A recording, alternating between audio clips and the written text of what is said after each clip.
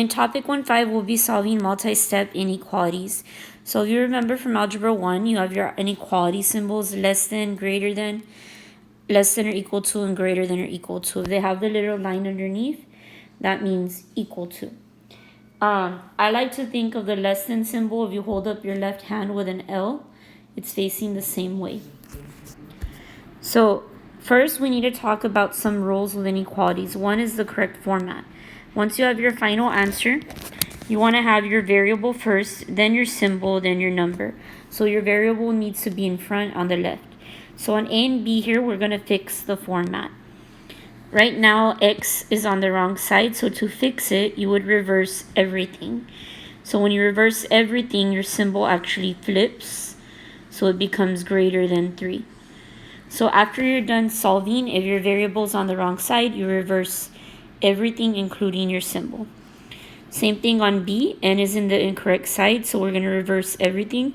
So this becomes n is less than or equal to negative 2.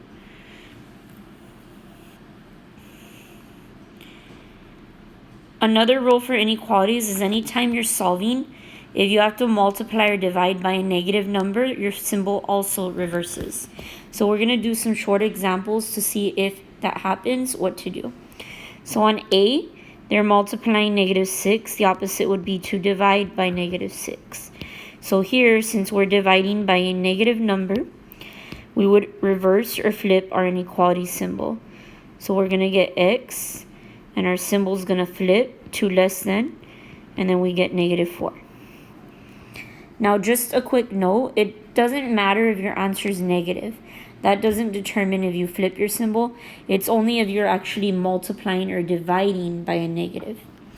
So in part B here, they're dividing 16. The opposite would be to multiply 16. And what you do to one side, you do to another. Here we multiplied by a positive number, so our symbol doesn't have to flip. So it's going to stay the same, less than or equal to negative 32. So again, it doesn't matter if your answer is negative, it's only if you're multiplying or dividing by a negative. In C, they're multiplying negative 3. The opposite would be to divide by negative 3. So here we did divide by a negative. So since we divided by a negative, our symbol is going to end up flipping. So we get 4 is greater than X. Now, if you notice this one, it's also in the wrong format. X is not in the correct side. So we're going to have to reverse everything one last time. So it's going to become X less than 4. So sometimes you'll have to flip it twice. So what we did on this problem is we had to fix the format. On problem A, we divided by a negative. On problem B, we didn't do any of those things, so nothing happened.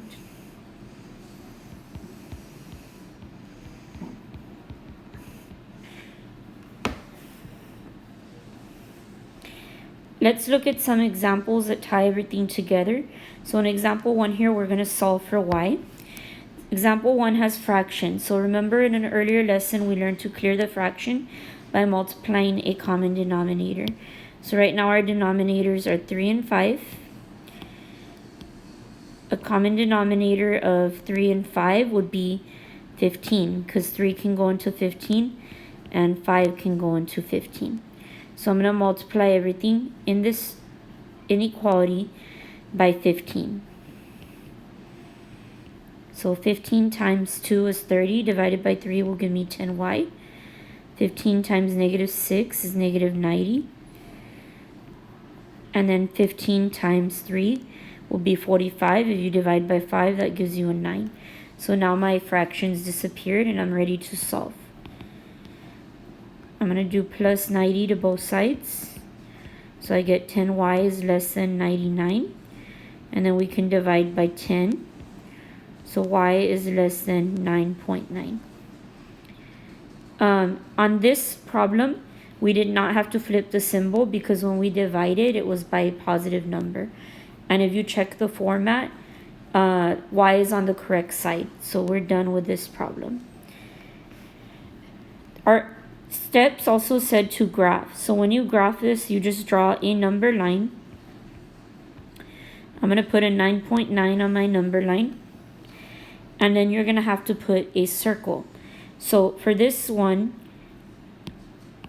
you would put an open circle because it does not have the equal to symbol. So you do not shade your circle. You only do that when it has the little equal to. And then since our symbol is less than, we want numbers that are less than 9.9. So you would shade to the left towards your negatives. I like to think of my less than symbol as an arrow, and it's pointing to the left. If you look at question 2 here, we have parentheses, so we're going to have to distribute. So 4 times 2x is 8x, and 4 times negative 1 is negative 4. Now I'm going to combine like terms. So I can combine negative 4 minus 2. That'll give me negative 6. Here we have variables on both sides. I'm going to undo the 3x. And then we can continue to solve. So I get 10 is less than 5x. On my last step here, I check. I'm dividing by positive 5. So my symbol is not going to have to flip. So I have 2 is less than x. Now, here though, x is on the wrong side. So we are going to have to fix the format. So when I fix the format, it's going to become x is greater than 2. And the way you would graph that is you would do a number line with a 2. You would put a circle on that 2. Here, since it doesn't have the little equal to, you don't shade it. But this one's greater than. So think of it as an arrow pointing to the right. We want to shade towards numbers that would go bigger than 2. Question 3 also has parentheses, so we're going to have to distribute. So negative 6 times negative 4b becomes positive 24b. Sorry, that should be positive. And then negative 6 times 3 is negative 18. 2 times 10v is 20v, and 2 times 3 is 6. Here I have variables on both sides. I'm going to get rid of my 20v. And so I have 4v minus 18 is less than or equal to 6.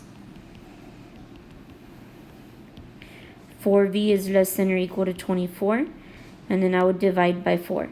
Here I'm dividing by a positive number, so I don't have to flip my symbol. So it stays less than or equal to 6. And I'm going to go ahead and draw my number line with the number 6. This time when I put my circle, I'm going to have to shade it because this one has the equal to symbol. So that means you include the number 6. And since it's less than, I'm going to shade lower than 6 to the left. Remember, you can think of your less than symbol as an arrow pointing to the left. Our last problem here, number 4. We need to look at the side that has the dividing 6. And to undo dividing 6, you would multiply both sides by 6.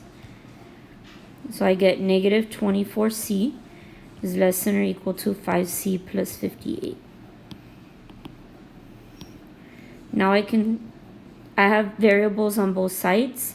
Here, if I get rid of the negative 24c, there's going to be nothing left on the left, and we'll get stuck. So I'm actually going to get rid of my 5c. So I'm going to do minus 5c to both sides. And I get negative 29c is less than or equal to 58. From there, I'm going to divide both sides by negative 29. Here, I'm dividing by a negative. Remember our rule. If we multiply or divide by a negative number, our symbol is going to flip. So we're going to have to flip that symbol around. So I have c greater than or equal to negative 2. And then we can go ahead and draw a number line for this one. It would have the number negative 2. And then since our symbol has the equal to, we have to shade our circle. And since it's greater than, we're going to shade towards the right. Remember, you can think of that as an arrow pointing towards the right. So just to summarize, remember anytime you multiply or divide by a negative, you have to flip your symbol. If your variable is on the wrong side, you have to fix the format, which also flips the symbol. And when you're doing your circles, if it's less than or greater than, you're going to have an open circle or unshaded. If it's less than or equal to or greater than or equal to, you're going to have a closed circle, which will be shaded. Less than, you shade to the left. Greater than, you shade to the right.